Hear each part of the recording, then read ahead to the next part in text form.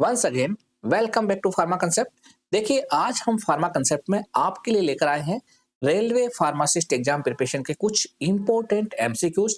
इस सीरीज में हम डेली का डेली कुछ ना कुछ नए एमसीक्यूज पढ़ेंगे और साथ ही साथ उनका हम कंप्लीट एक्सप्लेनेशन देखेंगे, जिससे कि उनसे रिलेटेड जो भी समस्या है उनको आप आसानी से देख सके, समझ सके और आपके सारे कंसेप्ट क्लियर हो सके। अगर आप railway pharmacist exam, GPAT exam, drug inspector exam या फिर किसी भी स्टेट फार्मासिस्ट एग्जाम की तैयारी कर रहे हैं, तो जो हमारा ऐप है फार्मा कंसेप्ट, उसको आप गूगल प्ले स्टोर से डाउनलोड कर सकते हैं और वहां पे हमारी live classes, recorded classes, important MCQ की टेस्ट सीरीज और कुछ सब्जेक्ट के पीडीएफ नोट्स को डाउनलोड करके अच्छे से अपनी तैयारी कर सकते हैं। तो चलिए शुरू करते हैं आज की क्लास, जिसमें हम पढ़ने वाले हैं रेलवे फार्मासिस्ट एग्जाम से रिलेटेड कुछ इंपॉर्टेंट एमसीक्यूज। देखिए, आज का जो पहला क्वेश्चन है वो है, which of the following drug is considered as selective alpha one blocker, यानी इनमें से कौन सी एक drug selectively alpha one receptor को ब्लॉक करती है। ऑप्शन ए है timolol and metoprolol, option B है prazosin and terazosin, option C है formoterol and levalbuterol and option D है योहिम्बिन। तो जल्दी से इसका आंसर बता दीजिएगा, इसका राइट आंसर क्या होगा। देखिए, इसका जो राइट आंसर है वो रहेगा ऑप्शन बी, यानी कि प्राजोसिन एंड टेराजोसिन। देखिए, अगर हम प्राजोसिन एंड टेराजोसिन के बारे में बात करें तो these both are selective alpha one blockers. देखिए, ये क्वेश्चंस कई बार एग्जाम में पूछा जा चुका है, चाहे वो जीपेट एग्जाम हो, चाहे वो अलग अलग स्टेट का ड्रग इंस्पेक्टर एग्जाम हो, यूपीएससी का ड्रग इंस्पेक्टर एग्जाम हो, यहाँ तक कि फार्मासिस्ट एग्जाम हो, उसमें भी ये क्वेश्चन काफी बार पूछा जा चुका है। तो इसको आप अच्छे से लर्न कर लीजिएगा। साथ ही साथ मैं आपको बता देता हूँ कि जो प्राजोसिन होती है यहाँ पे, वो ड्रग ऑफ चॉइस मानी जाती है स्कॉर्पियन स्टिंग बाइट। यानी अगर मान लो बिच्छू का डंक लग जाता है, अगर किसी को बिच्छू काट जाता है, तो वहां पे भी ड्रग ऑफ चॉइस के रूप में प्राजोसिन को लिया जाता है। ये क्वेश्चन भी यहाँ से निकल कर बनता है, तो इसको भी आप अच्छे से लर्न कर लीजिएगा। चलिए अगला क्वेश्चन देखते हैं, क्वेश्चन नंबर 2, जो कि एक प्रकार से पूरा कंसेप्चुअल बेसिस पे क्वेश्चन है, इसको आप अच्छे से देखिएगा। जैसे क्वेश्चन नंबर 2 है, in plasma phenobarbital is present as ionized and unionized form in equal amount because. आपको बताना है कि जो प्लाज्मा है, ब्लड प्लाज्मा है, वहां पे फिनोबार्बिटल ड्रग है, वो आयोनाइज्ड फॉर्म और अनआयोनाइज्ड फॉर्म में एकदम इक्वल मात्रा में रहती है, यानी 50% आयोनाइज्ड है, 50% ही अनआयोनाइज्ड फॉर्म में है। इसका क्या कारण है।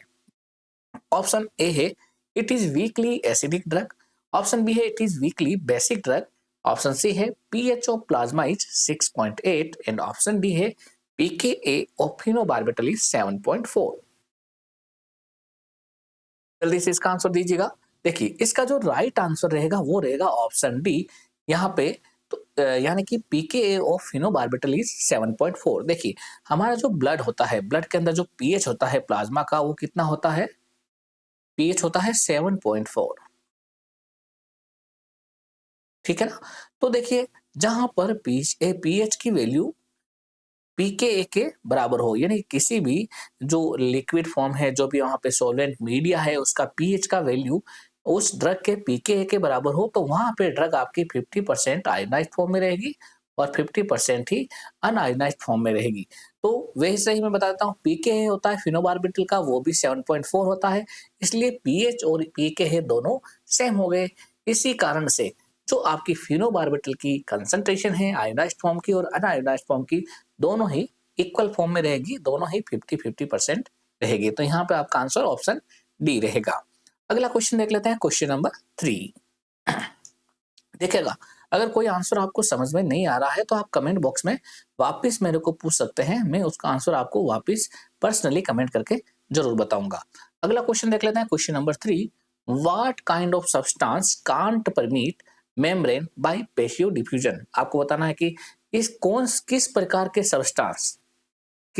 के सब्सटेंस जो हमारी सेल मेम्ब्रेन है उसको पैसिव डिफ्यूजन से परमिट नहीं कर पाते हैं। देखिए, क्वेश्चन में लिखा क्या है, कैन नॉट परमिट, है ना।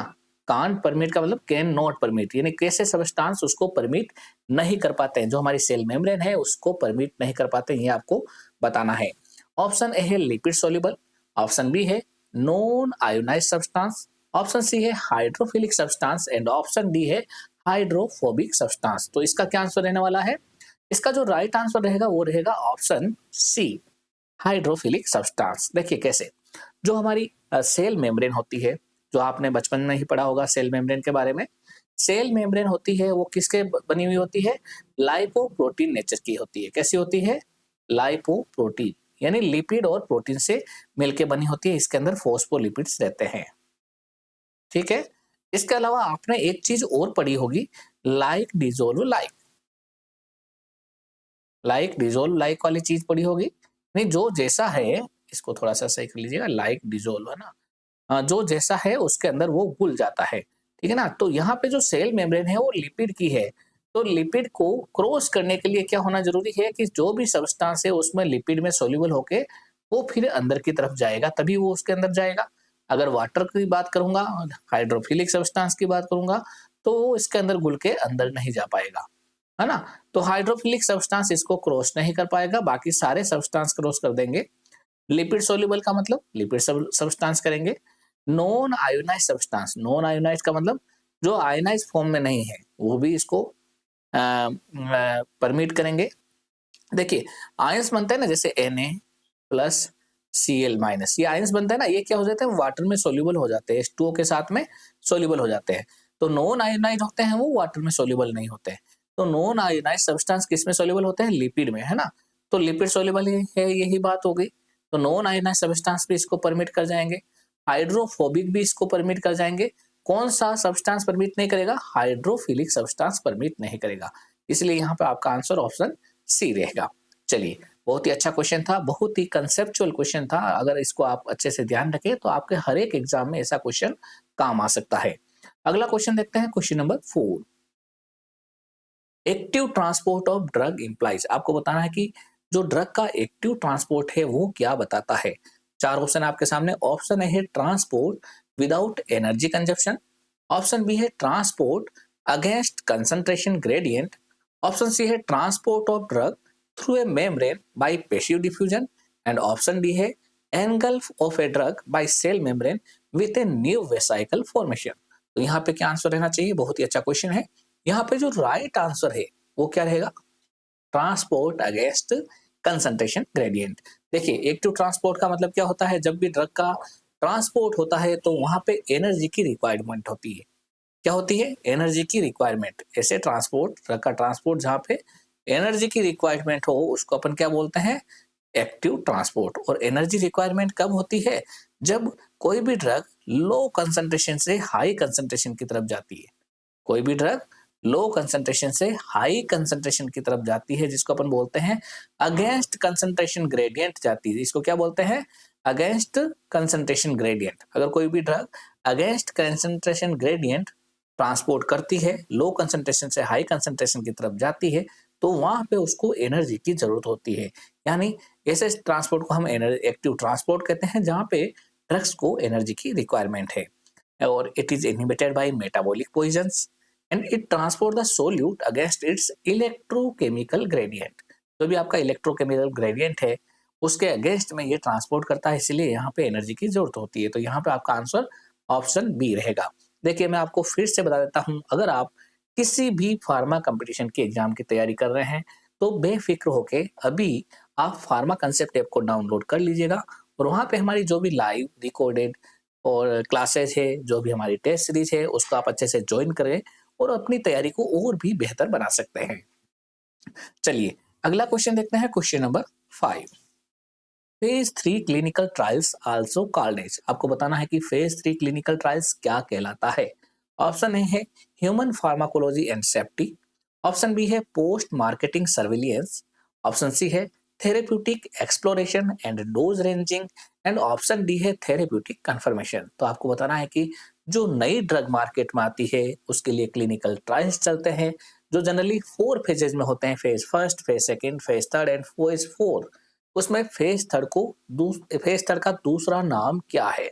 तो यहाँ पे क्या आंसर होने वाला है? यहाँ पे आपका राइट आंसर होने वाला है ऑप्शन डी, यानी कि थेरेप्यूटिक कंसंट्रेशन। देखिए फेज फर्स्ट की बात करें तो उसका दूसरा नाम है ह्यूमन फार्माकोलॉजी एंड सेफ्टी। ये वाला फेज हमेशा जनरली लगभग 50 जो भी वॉलंटियर्स है, हेल्थी वॉलंटियर्स कैसे होते हैं? जनरली हेल्थी वॉलंटियर्स जो बीमार नहीं है, एकदम तैयार है उस उनके साथ में पहला टेस्ट किया जाता है, फेज़ फर्स्ट किया जाता है except anti cancer drug. Except anti cancer drug, जो कैंसर के पेशेंट है, अगर एंटी कैंसर ड्रग का अगर फेज़ फर्स्ट क्लिनिकल ट्रायल करना है तो ये किस पे करेंगे? ये कैंसर वाले मरीज पे ही करेंगे। बाकी दूसरी जो भी ड्रग्स है उसमें हेल्थी वॉलंटियर्स को यूज़ में लेंगे। फेज सेकंड को कहते हैं therapeutic exploration and dose ranging, जहाँ पे जो वॉलंटियर्स है उनकी संख्या बढ़ाई जाती है और यहाँ पे जनरली पेशेंट को काम में लिया जाता है। यहाँ पे किसको काम में लिया जाता है? पेशेंट को। ठीक है। नेक्स्ट है फेज थर्ड, जिसको अपन बोलते हैं थेरेप्यूटिक कंफर्मेशन एंड कंपैरिजन।